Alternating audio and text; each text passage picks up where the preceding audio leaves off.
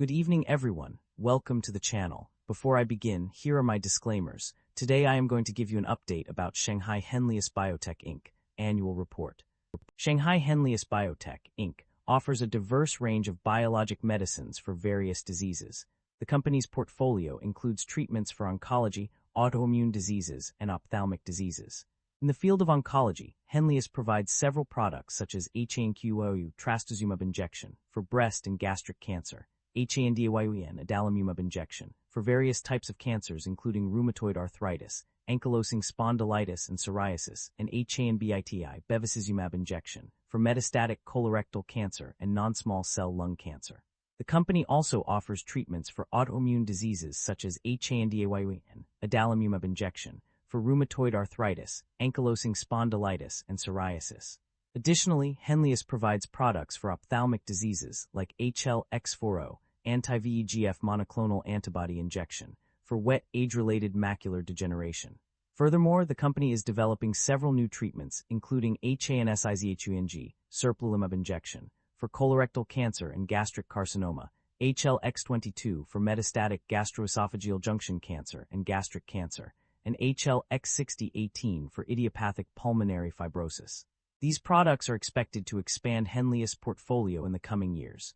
Henlius operates globally with a presence in mainland China, the Asia-Pacific, North and South America, Europe, and Oceania. The company was founded in 2010 and is headquartered in Shanghai, China. Shanghai Henlius Biotech, Inc. maintains a market capitalization of $35 billion, broadly in line with the industry peer group.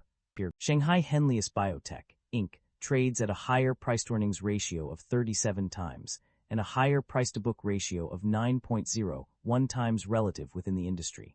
This makes the stock appear much more overvalued compared to its peers. However, the broader industry is also trading at elevated valuation levels, suggesting sector-wide optimism rather than company-specific overvalue. Investor should evaluate if the stock is worth its premium price. The leverage on the balance sheet appears elevated, with liabilities of 72% of total assets. This raises some concern, and we should examine the industry and nature of the business to determine whether they justify the elevated leverage. Liabilities have grown faster than assets in equity, which is somewhat concerning. However, asset growth remains positive, suggesting management may be temporarily leveraging liabilities to fund expansion.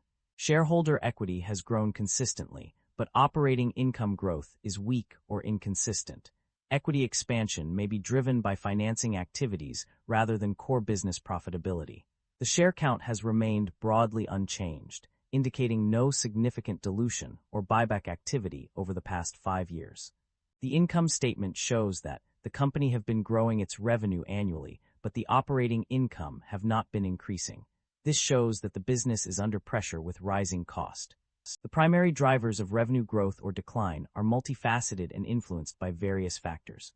On the growth side, the company has experienced significant increases in sales volume of core commercialized products, particularly HANQOU trastuzumab for injection, and HANSIZHUNG serplulimab injection. The commercialization of new products such as HANNAIJIA and FUTUNING has also contributed to revenue growth. Furthermore, the expansion of production capacity, international commercial production, and increased supply scope have enabled the company to reach a broader market. Additionally, the publication of clinical data at major academic conferences and the initiation of global registration, pivotal clinical studies, have enhanced the company's competitive advantages. The strengthening of HANSIZHUANG's competitive advantages has also led to increased sales revenue. Licensing agreements with various companies, such as Fosun Pharma Industrial Development and Intas Pharmaceuticals, have further contributed to revenue growth. On the other hand, there is limited information on the primary drivers of revenue decline. However, it appears that products such as FUTUNING and HLX14 have experienced low sales revenue, indicating decline or slow growth. The licensing revenue has also declined by 2% in 2025 compared to 2024. Overall, the company's revenue growth is driven by a combination of factors, including commercialization of new products, expansion of production capacity, and strengthening of competitive advantages. The financial performance of the company has shown a significant improvement in recent times. A notable change is seen in the net income, which has increased by 16.5%. This growth indicates that the company's revenue and expenses have been managed effectively, resulting in higher profits. Furthermore, the profit margins of two key subsidiaries, HANQYOU and HANSIZHUNG, have also shown a substantial increase. HANQYOU witnessed a 4.3% rise in its profit margins, while HANSIZHUNG experienced a notable 10% increase. These improvements suggest that both subsidiaries are operating efficiently and effectively managing their costs to achieve higher profitability. The reasons behind these changes can be attributed to various factors, such as improved operational efficiency, effective cost management, and strategic business decisions. The company's ability to adapt to changing market conditions and capitalize on new opportunities has also contributed to its financial growth. Overall, the increase in net income and profit margins is a testament to the company's strong financial performance and its commitment to achieving long-term success. The company's financial performance indicates a concerning trend regarding its operating cash flow. According to the provided information, the company is experiencing negative operating cash flow. This means that it is not generating sufficient funds from its core business operations to cover its expenses and investments.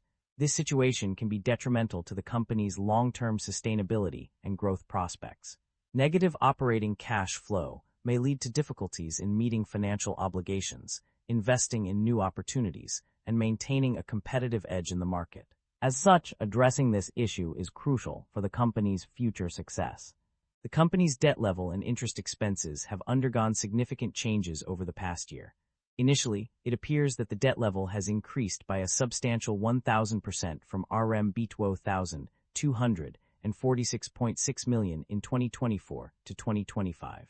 However, upon closer inspection of the financial statements, it is revealed that the interest-bearing bank and other borrowings actually decreased from RMB 2,559,514 in 2024 to RMB 2,246,628 in 2025. This discrepancy highlights a potential error or inconsistency in the company's reporting. Nevertheless, one aspect of the company's financials remains clear. Its interest expenses have decreased significantly. From RMB 122,887 in 2024, the company saw a notable drop to RMB 102,493 in 2025. This reduction suggests that the company has made efforts to manage its debt and optimize its financial obligations. There are no notable acquisitions or divestitures to report. The company has chosen not to engage in any significant transactions involving the purchase or sale of assets or businesses during this period. This decision reflects a focus on internal growth and development, rather than external expansion through mergers and acquisitions. As a result, the company's financials and operations remain stable and consistent with its long-term strategy. The company's financial strategy has been focused on retaining earnings rather than distributing them to shareholders. According to the provided information, there is no record of dividend payments or declarations made by the company. This suggests that the management has chosen to reinvest profits into the business, potentially for future growth and development. There are growing concerns among businesses and economists regarding the potential for inventory buildup and supply chain disruptions. Inventory buildup refers to a situation where companies accumulate excessive stock levels, leading to wasted resources, reduced cash flow, and decreased competitiveness in the market. Supply chain disruptions, on the other hand, occur when there is an interruption or delay in the production, transportation, or delivery of goods. This can be caused by various factors such as natural disasters, global events, or logistical issues. Both inventory buildup and supply chain disruptions can have significant consequences for businesses, including financial losses, damage to reputation, and decreased customer satisfaction. The risks associated with these concerns are particularly pronounced in today's fast-paced business environment, where companies must adapt quickly to changing market conditions and consumer demands. As a result, it is essential for businesses to develop strategies that mitigate the risks of inventory buildup and supply chain disruptions, such as implementing just-in-time production systems, diversifying suppliers, and investing in logistics and transportation infrastructure. Ultimately, addressing these concerns requires a proactive approach from companies, policymakers, and other stakeholders. By working together, we can minimize the risks associated with inventory buildup and supply chain disruptions, ensuring that businesses remain competitive and resilient in an increasingly complex global economy. That concludes the financial summary for Shanghai Henlius Biotech Inc. Feel free to comment below, and I will be happy to answer them when possible.